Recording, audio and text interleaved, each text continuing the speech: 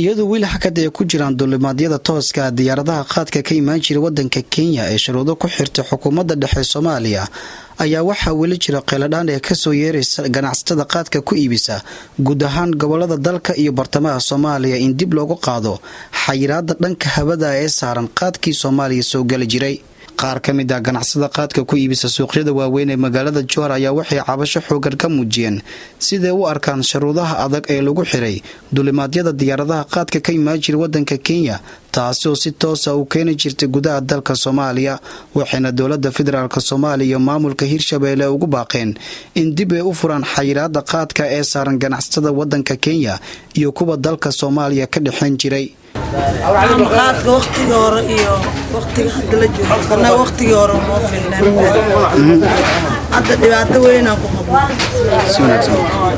ku rafadna ka torbaan ama ku gadnaa dhibaato waqtiga hore anaga guriyayna iska joognaan alxabaan ku darsanayna toosinayno ilmaha quraacda siisanayno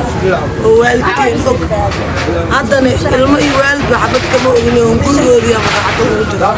kana waa qaadka garoonka lagu keeno qafaad badan oo soo biyaha kusoo dhex lugeynaa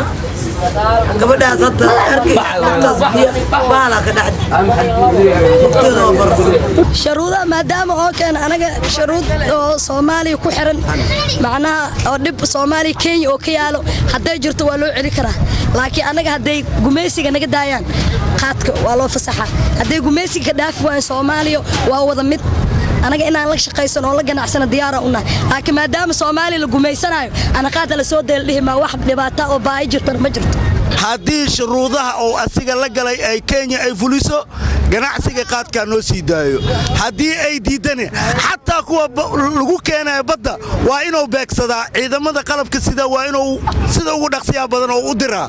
oo u yiraahdo Georgia sababtoo madaxweynaheena waa taageersanahay shakhsi ahaantayda markaan ka hadlo fikradda xagga qaadka aniga waa taageersanahay inuu ku adkeeyo